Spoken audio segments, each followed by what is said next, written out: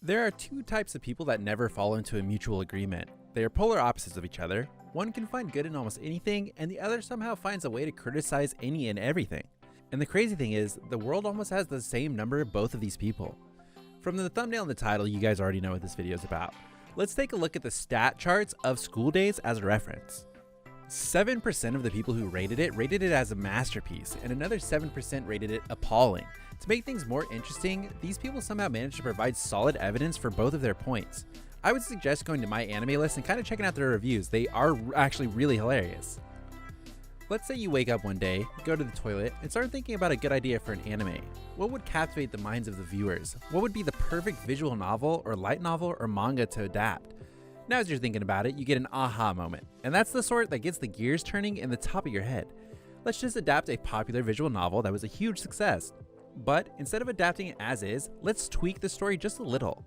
We want the anime to be more than just mere entertainment. We'll fool the viewers into seeing a 12-episode long season with nothing to offer and then prank them with the last episode. And that's how we get the anime called School Daze. Whether you've already watched the anime or not, this video is for you. If you've already watched the anime in question, then good. You know who to curse when your life starts taking a turn for the worse.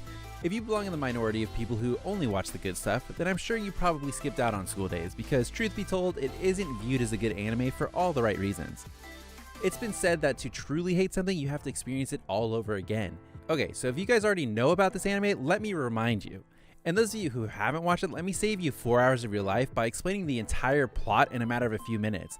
Bear with me until the end and keep counting the number of girls Makoto renders impure throughout the episodes, and then comment your answer after watching the whole video.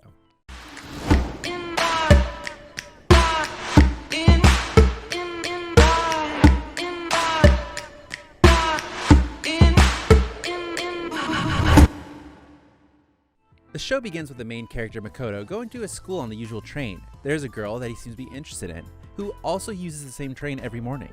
He takes her picture, taking into account a cell phone charm which says that if you take a picture of your crush and save it in your phone for about 3 weeks, your love will be realized.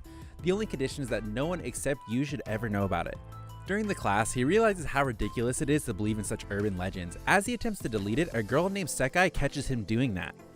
Sekai should have just killed this waste of space here and now. You know, that would have been probably a better plot. A high school girl kills a dude after seeing a picture of another girl in his phone. But instead she offers to help him get the girl of his dreams. And wouldn't you know it, she actually becomes successful in hooking them up the very next day.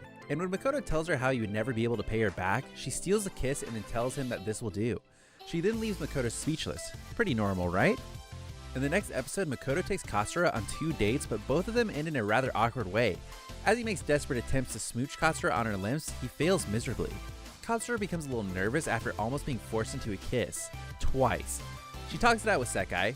Sekai explains it to her that Makoto probably didn't mean anything bad. He just wants to kiss her to show his affection. After realizing what she had done, Katsura meets up with Makoto at the train station and gives him a full-blown kiss on the lips. As the background song plays, Sekai seems to be watching from a distance. The next morning, Makoto calls Katsura, but it is her little sister that picks up the phone.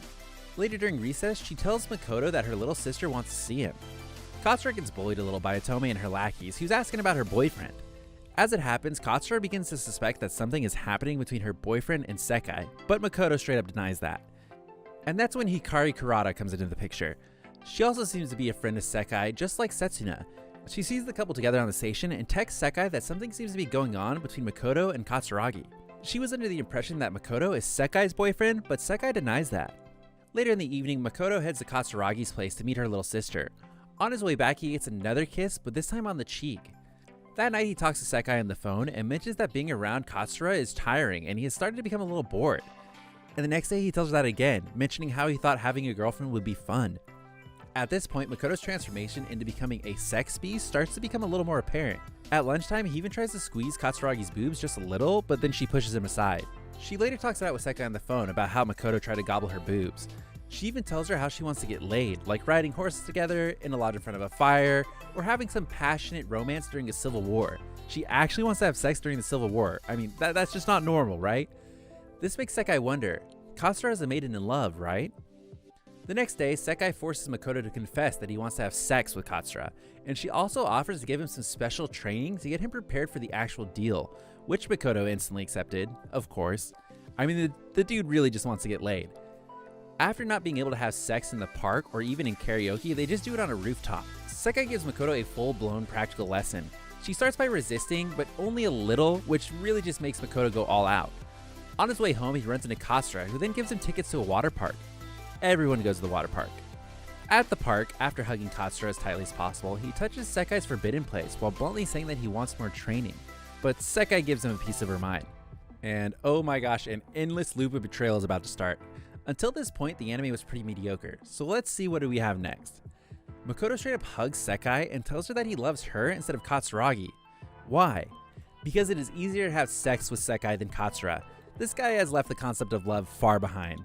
Later they have a full-blown one-night stand in Sekai's apartment, while Katsura keeps calling Makoto, but he is a little busy with Sekai. Makoto and Sekai start doing it everywhere. Sekai now wants Makoto to be hers and hers alone. She even tells him to break up with Katsura and tell her what they've been doing.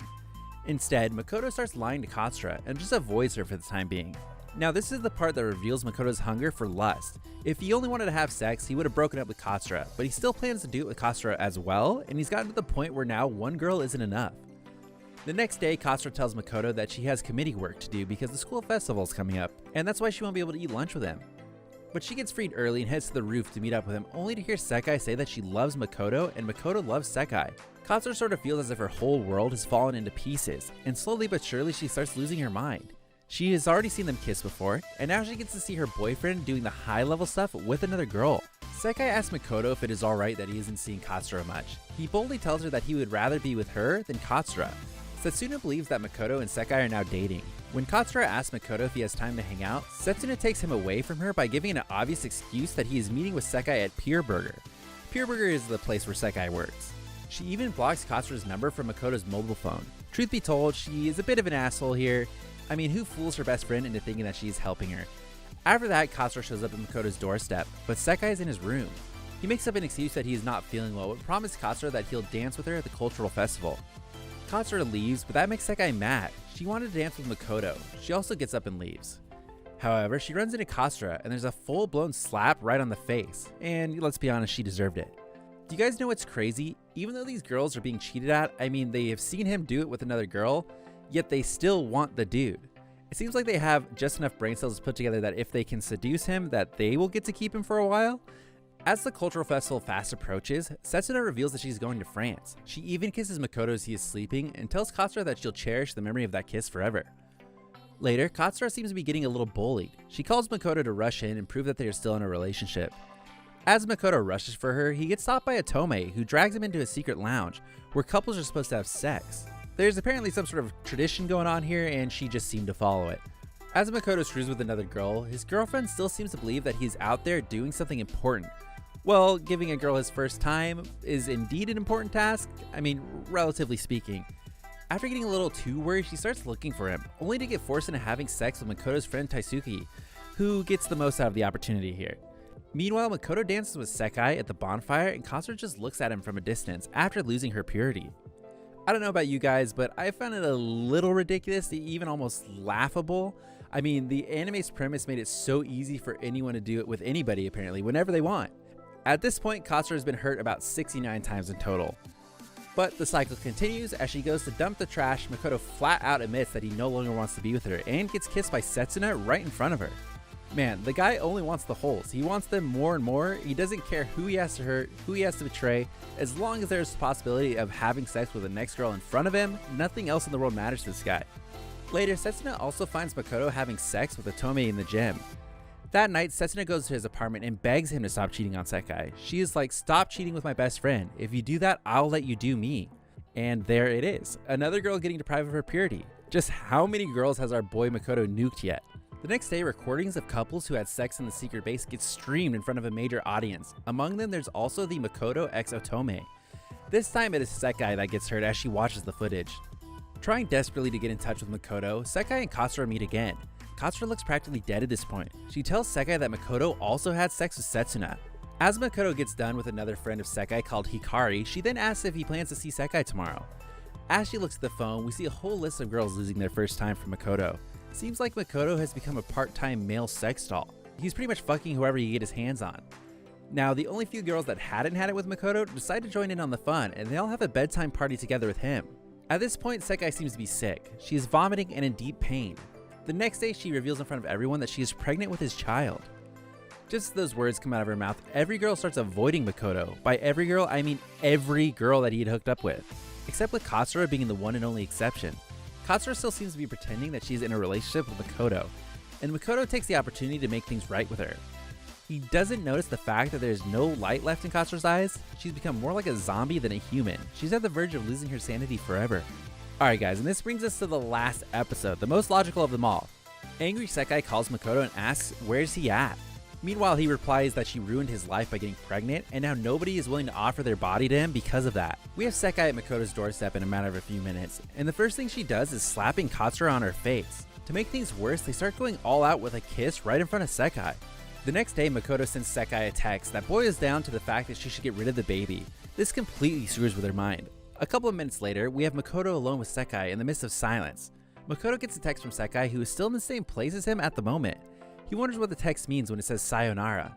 And then he gets what he deserved. As the background music plays, Sekai goes insane with a knife and completely obliterates Makoto inside out. The moment she gets a little conscious of what she's done, she gets up and runs away. Later, Sekai and Katsura, together with Makoto's head to be more precise, they all meet up at the roof in order to see if there's really a baby or not. Katsura swings her knife and cuts Sekai's belly in half, only to find out that there was no baby to begin with. It was a lie, and she knew it. Yet she waited till this moment to confirm that. I mean, really, how thoughtful. And after that, folks, we have our happy ending. Katsura is sleeping on her father's yacht with Makoto's head in her arms. Makoto and Sekai are dead. Katsura is beyond recovery. I think this anime wanted us to see that heartbreak can actually make people lose their sanity. If that was the case, then this last episode did a pretty good job. As for the previous ones, they were really ridiculous. I mean, actually kind of horrible. Alright guys, so I just saved you 4 hours of your life, and you know how pointless it is to waste time on this specific anime. For those of you who have already watched it, I'm sorry to hear that. As for me, I had watched it and then watched it again to make this video, so big RIP to me. If you want to pay your respects, you can type F in the comments. And then please smash that like button like Makoto used to smash all the hoes every day. Subscribe to my channel if you haven't already. I post regular content about every 2 days here. And don't forget to comment the number of girls who were kind of stupid to let Makoto screw with them. Wait, but there's one more thing. I still haven't given my final verdict. So let's see, 2 + 1. Yeah, I'm going to give it a 3 out of 10. I would have given it a better score, but the animation and the music kind of sucked. Not to mention those weird camera angles that made the anime extremely annoying to watch. And with that guys, I will see you later. Have a good one. See you on my next video.